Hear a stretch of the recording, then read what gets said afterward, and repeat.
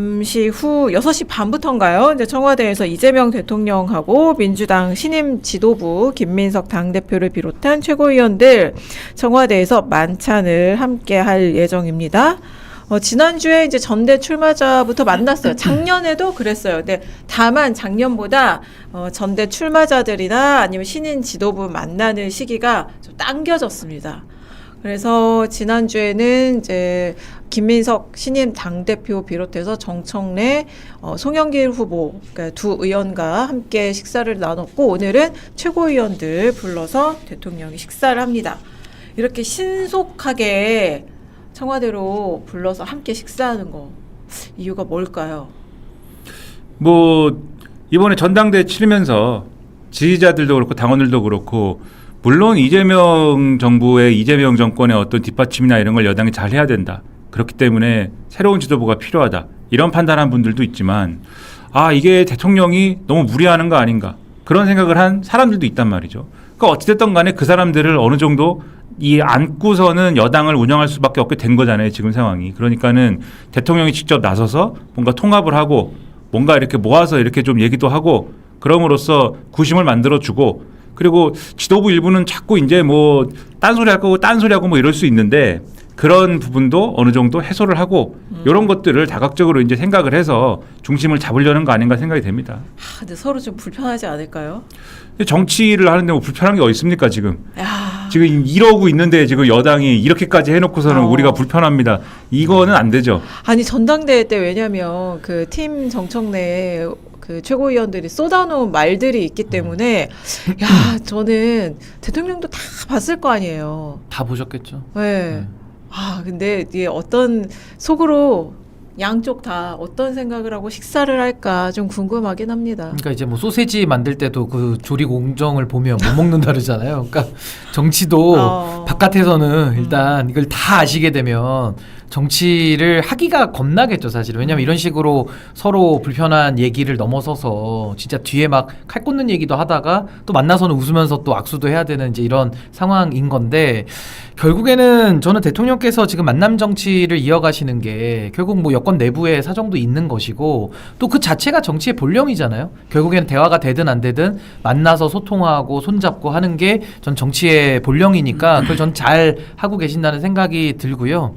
무엇보다 이제 김민석 지도부가 들어섰기 때문에 전 앞으로는 좀 당 상황이 조금씩 나아질 거라는 생각은 들어요. 근데 앞으로 저는 중요한 것이 대통령께서 아무리 만나서 설득하고 좋은 의도로 껴안아도 이미 마음이 틀어진 사람들의 마음 저는 돌릴 수 없다고 봅니다. 그건 대통령께서 잘못해서 그런 게 아니라 그분들이 가지고 있는 근원적 마음 자체가 저는 잘못됐기 때문에 이런 삐그덕거리는 현상이 나온다고 보거든요. 최근에 그 이슈가 됐던 백낙천 교수님의 그 인터뷰를 좀 인용하면 결국 촛불 정신, 그러니까 이재명 정부를 제2기 촛불 정부라고 표현하시는데 촛불 정신에 반대하는 세력이라고 규정을 하세요. 그러니까 결국에는 시민들과 동떨어진 기득권 세력이라는 의미인데 당 안에 있는 그 기득권 세력들 많이 있거든요. 뭐 대표적으로도 유시민 씨에 대한 여러 가지 그 망언에 대해서도 비판조차도 못하는 사람들이 많지 않습니까? 물론 그걸 또 적극적으로 이용하는 사람도 있고 그런 사람들을 저는 포용을 한다는 건 불가능하다. 그래서 저는 앞으로는 김민석 대표 체제하에서 원칙과 노선을 더 유지 강화해야 된다고 저는 보고요. 그 과정에서 채찍이라고 하잖아요. 채를 쳐서 떨어져 나가는 사람들은 떨어져 나가는 쪽으로 저는 이 당을 운영하는 것이 전 지금 민주당이 가야 될 길 아니냐. 그런 생각합니다. 다 데리고 갈 수는 없습니다. 제가 볼 때. 그 지도부 안에서도 그런 거죠? 마찬가지죠. 그러니까 그거는 팀 정청래가 하기에 달려 있는데 끝까지 반명 노선을 뚜벅뚜벅 걸어가겠다. 내지는 유시민 씨에 대해서도 계속 그 소위 말한 동맹관계처럼 우호적인 관계로 걸어서 결국 이재명 정부를 내부에서 흔들겠다라는 의지를 계속 갖고 있는 한은 전 같이 못 간다고 보는 거죠. 아니 그러니까 팀 정청래의 세계관 안에서는 이제 지금 코어 지지층이 흔들리고 있는 상황이다. 대통령이 이걸 알아야 된다. 이런 거잖아요. 그런 직언을 오늘 그 최고위원들이 할까요? 대통령한테 면전에서 그런 얘기 할 수 있을까요? 뭐 그런 얘기를 직접 할 수는 없는 거죠. 어떻게 대통령이 전당대회에 개입을 해가지고 그들의 어떤 세계관에 의하면 전당대회에 개입을 해가지고 우리를 따르는 이러한 코어 지지층이 지금 실망을 해가지고 당신도 지지율이 떨어지고 당도 지지율이 떨어졌다. 어떻게 할 것이냐. 이렇게 얘기를 어떻게 하겠습니까? 아무리 그런 생각 갖고 있어도. 그래서 저는 그런 생각을 100% 갖고 있는지도 좀 의문이고 아까 신인규 변호사님이 소시지 얘기하셨는데 배고프죠? 지금 시간이 지금 6시 6분 딱 저녁 때인데 소시지하고 법은 만드는 과정을 보면 안 된다. 이거거든요. 지금 말씀하신 부분이. 네. 법이라고 말씀드렸지 않습니까? 법 만드는 사람들이 이 사람 국회의원들이잖아요. 매양 하는 일입니다. 예, 이렇게 타협하고 저렇게 타협하고 이런 얘기하다가 또 저런 얘기하고 어제는 누구랑 죽을 듯이 싸우다가 그 다음에 오늘 되면은 다시 동지라고 하고 그냥 거기 가서 또 그런 얘기하는 게 아니라 대통령 앞이기 때문에 좋은 모습으로 뭐 이렇게 정리를 하는 게 뭐 늘상 하는 일이죠. 그러니까 거기서 면전에서 그럴 건 아닌 것 같고 그 다음에 앞으로의 이제 당 운영이나 이런 데서도 그러니까 신인규 변호사님이 이 어떻게 하느냐에 달렸다고 말씀하셨는데 저는 구조 확률을 얘기하면 뭐 그분들의 이 마음에 달린 거니까는 그분들이 어떻게 할 거다를 제가 알아맞힐 수는 없지만 네. 그렇죠? 제가 뭐 예를 들면은 그분들은 앞으로 소위 말하는 친청계 최고위원들은 일종의 이제 반란군 역할을 할 것이다 내부에서 이렇게 얘기를 해도 그분들이 제 얘기를 듣고 싫어 이렇게 생각하면 그냥 많은 거니까 그거 예측하기는 뭐 예측을 할 수는 없는 거지만 확률을 가지고 본다면 네. 이 정치의 생리, 현실 정치의 생리를 갖고 본다면 그렇게 지금 뭐 계속 반대를 하고 비토 세력으로 남고 사사건건 뭐 이렇게 폭발적인 어떠한 그러한 분노를 하고 그러기에는 쉽지 않은 환경이다. 당내 환경이. 그래서 저는 그것도 다소 어려울 거라고 보고 그 밖에서 이제 흔드는 게 문제인 거거든요. 특정 유튜브, 대형 유튜브들하고 그다음에 이제 어제도 나왔는데 유시민 전 보건복지부 장관 이런 사람들이 이 내부에 있는 지금 갈등을 어쨌든 간에 균열을 뭔가 봉합하고자 하는 그러한 힘이 작용하는 요 구도를 흔들려고 하는 게 문제인데 여기 어떻게 대응하느냐가 사실 이 핵심인 거죠. 아까 신인규 변호사님 말씀하신 것처럼. 근데 오늘 약간 뭐 반응이 뜨뜻미지근하지 않습니까? 네. 그런 게 가리키는 바 있는 거 아니냐는 생각을 좀 합니다. 근데 저는 여기에 대해서는 그 친청계, 그러니까 팀 정청래 그분들 뭐 꼭 그 3명만 있는 거 아닙니다. 많습니다. 저는 그분들의 행보를 좀 예상을 해보자면 사실 그분들의 의지에 달린 건 맞는데 그 의지가 그럼 어떨 때 작동되고 어쩔 때 멈춰지느냐를 제가 좀 설명을 해드리면 이재명 정부의 지지율에 다 달려 있어요. 네. 그러니까 예를 들어 이재명 정부의 지지율이 네. 너무 낮거나 너무 높으면 이분들 조용히 있을 겁니다. 근데 적당히 높고 적당히 낮잖아요. 그러니까 예를 들어 한 40에서 한 50% 사이를 네네. 지금처럼 유지하잖아요. 계속 저는 흔들 거라고 봐요. 왜냐하면 애매하거든요. 근데 만약에 너무 지지율이 낮으면 네. 이분들이 이거 흔들었다가는 자기가 또 당선이 안 되니까 흔들 수가 없고 네. 너무 높으면 거기에는 그게 또 권력이 되니까 또 구부릴 수밖에 없어요. 근데 적당할 때가 이제 이분들이 활동의 욕구가 충만해질 때거든요. 그래서 저는 지금의 시기가 딱 지금 팀 정청래를 비롯한 소위 말해서 내부에서 흔드는 사람들이 가장 전성시대를 맡고 있는 지지율이고 이거 빨리 정리하려면요.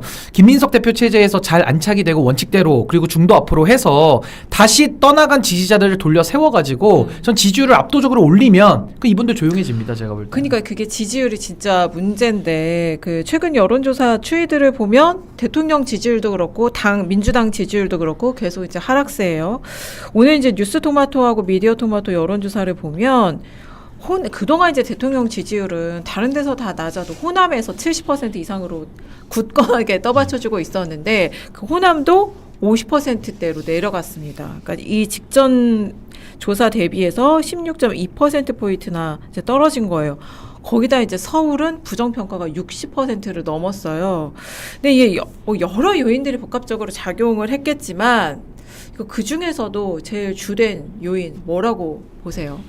글쎄요, 근데 저는 뭐 호남에서 빠지고 한 거, 뭐 예를 들면 정청래 후보 밀었던 분들이 뭐 실망해서 떠나갔을 가능성도 하나 있는 것이고, 더 큰 것은 이미 경선이 끝났잖아요. 그러니까 저는 이제 여론조사에 응답하는 사람들이 조금 이렇게 소위 말해서 덜 집중이 됐다라는 생각도 좀 들어요. 그러니까 여론조사 응답층들이 이제는 김민석 대표 체제를 만들어놨기 때문에 조금은 이제 마음의 여유를 가지고 좀 떠나가는 경우도 있다 보니까 소위 말해서 이재명 정부를 내부에서 흔들고 싶어하는 사람들의 어떤 응답이 조금 더 많이 포집됐을 가능성도 좀 있는 거고 그래서 저는 지금 뭐 여론조사 결과라는 게 하향 추세인 건 맞는데 또 조사 결과마다는 또 다 다양하게 지금 나오고 있어서 전 지금 숫자가 중요한 게 아니라 국민들이 이재명 정부를 1년 차에는 압도적으로 지지를 했었거든요. 그때 왜 지지했는지를 전 조금 더 다시 복귀해서 저는 그 지지도의 그 실력을 회복한다면은 저는 지지율은 시간이 지나면 좀 회복이 되리라고 저는 봅니다. 그러니까 심상치 않은 게 사실은 이제 2030 거기도 부정평가가 60%가 넘거든요. 서울 그리고 중도층도 빠지고 있는 건 보이고요. 이게 회복이 단기간에 되기는 어려울 것 같아요. 지지율이란 게 그렇잖아요. 그렇죠. 그러니까 신인규 변호사님 전당대회 영향에 대해서 말씀해 주셨는데 전당대회를 치르는 동안에는 어떤 당이든지 간에 물론 아주 작은 정당은 그렇지 않습니다만 어떤 정당이든지 간에 지지율이 오릅니다. 기본적으로. 네. 그거는 지금까지 경험을 통해서 확인된 바고 국민의힘도 마찬가지였어요. 윤석열 정권 때. 근데 그렇다라는 건 뒤집어 얘기하면 우리가 전당대회 기간 동안에 본 민주당의 지지율은 어느 정도 붐업이 이미 돼 있었던 거거든요. 그러니까 본 실력보다 더 많이 나온 거죠, 그게. 그리고 민주당 지지율뿐만 아니고 이재명 대통령 지지율에도 일정 정도는 이게 100%는 아닌데 일정 정도는 어느 정도 플러스 알파가 있었을 거예요. 그래서 뭐 근데 그게 정도가 다르겠죠. 여당에 그러니까 민주당에 대한 플러스 알파는 예를 들면 뭐 10이다. 그 이재명 대통령에 대한 플러스 알파는 뭐 2나 3 정도 됐겠죠. 근데 이거에 빠지면서 이제 일어나는 현상이 있는 건데 이게 한 축인데 다른 한 축은 지금 말씀하신 서울이나 2030이나 네. 이런 부분은 이 정책에 대한 어떤 실망감 이런 게 지금 있는 거죠. 예를 들면은 부동산 정책이나 이런 거는 이 서울에서는 핵심적인 어떤 갈등 요소인 거고 그다음에 부동산하고 사실은 꼭 같이 간다고 볼 수 없지만 같은 분류로 볼 수 있는 자산의 문제, 주식. 예. 저야 뭐 주식 투자할 돈이 없으니까 상관없습니다. 근데 뭐 여기 있는 두 분은 어떤지 모르겠어요. 저도 마찬가지입니다. 아, 돈이 없어서 투자를 안 했다. 주알 못입니다. 돈도 없고 아. 정보도 없다. 네. 그 변호사님도 제가 볼 때는 주식 같은 거 하지 분이 아닌 것 같고. 안 하게 네. 생겼잖아요. 오로지 방송과 정치. 네. 아, 그건 정치 마니아 3명이서. 그러니까 주식을 좀 지금. 빼주세요. 야, 그 주식이 지난주에 이제 갤럽에서 여론조사한 거 보니까 네. 내가 주식 투자해갖고 손해봤다. 네. 이분들이 이제 이재명 대통령에 대해서 부정평가를 많이 하더라는 거지 않습니까? 그러니까 주식 투자해서 손해본 거는 이거는 예를 들면은 진보 보수의 문제는 아닌 거잖아요. 그렇죠. 그건 사실 잘 될 때도 대통령 덕은 엄밀히 말해서 아니고 그렇죠. 떨어져도 대통령 탓은 아닌 건데. 근데 일부 사실 근데 이 정권 시작할 때에 비하면은 이 코스피 지수가 많이 높죠. 근데 그런 것의 배경에 뭐 정부의 정책의 어떤 뭐 효과라든가 이런 게 아예 없지는 않아라고 얘기할 수 있겠지만 네. 근데 이제 큰 줄기는 반도체 호황이니까 그렇게 말씀하실 수 있는데 어쨌든 간에 이 떨어진 거에 대한 이제 불만 예를 들면 이런 서사예요. 모든 건 정치는 서사입니다. 정확한 팩트가 아니고 서사야 다. 그래서 에이, 이재명 대통령이 주식 투자하라고 그래서 투자했는데 이거 뭐야? 뭐 이런 거거든요, 지금. 나 집 팔아서 지금 투자했더니 네. 이런 거. 그래서 사실 논리적으로는 안 맞죠. 언제 네. 주식 투자하라고 그랬습니까? 주식 투자 안 하면 뭐 뒤에서 뭐 누가 칼로 협박했습니까? 근데 그건 아니지만은 네. 어쨌든 간에 정치라는 건 지금 서사니까 그런 건데 그래서 그런 것들이 영향을 주고 있는 게 한 축이 있고 여기서는 그다음에 이제 치안 문제가 있어요. 지난번에 네. 보안 사건 문제 관련해 갖고 2030 특히 여성들 지지가 상당 부분 이제 빠졌다라고 보는데 2030 여성들의 경우에는 2016년에 강남역 살인 사건 네. 이후부터 계속 치안 이슈에는 민감해 왔잖아요. 그게 뭐 어떤 방향이든 그게 좋은 일이든 나쁜 일이든 간에 치안 이슈에 굉장히 민감한데 보안 사건과 그다음에 소위 말하는 이제 부산 돌려차기 사건을 필두로 해서 요런 이제 여성 이슈에서 특히 보안 사건이 가지는 어떤 효과가 굉장히 부정적인 부분이 있다. 보안 사건 폐지하면 이런 것들에 대해서 여당이 제대로 이제 방어를 못한 측면이 있다 보니까 같이 네. 빠진 거죠. 그래서 이런 것들이 복합적으로 영향을 미친 측면인데 그러면은 지지를 어떻게 다시 회복시킬 수 있느냐의 문제에 대해서 지금 말씀하신 것처럼 여당이 정부를 잘 뒷받침하고 이 여당과 정부가 잘 호흡을 맞춰가지고 뭔가 민생에서의 성과를 내면은 제가 볼 때는 일정 부분 뭐 오를 수는 있겠죠. 다만 그 오르는 폭이 갑자기 이제 조금 잘하는 것 같으니까는 다시 60%가 되자 이러기는 굉장히 어렵습니다. 이러 굉장히 어렵고 추가로 하락하는 걸 막고 소폭 이렇게 뭐 이 반등하고 요 정도 효과인 것이지 다시 회복하는 것은 상당히 어렵고 그 정도 되려면은 이게 뭔가 대한민국 전체에 뭔가 충격을 안겨주는 무슨 이슈가 있어야 되는데 그 이슈는 이제 이 여당이나 이 정부가 자체적으로 만들어낼 수는 없는 거죠. 그런 상황이다.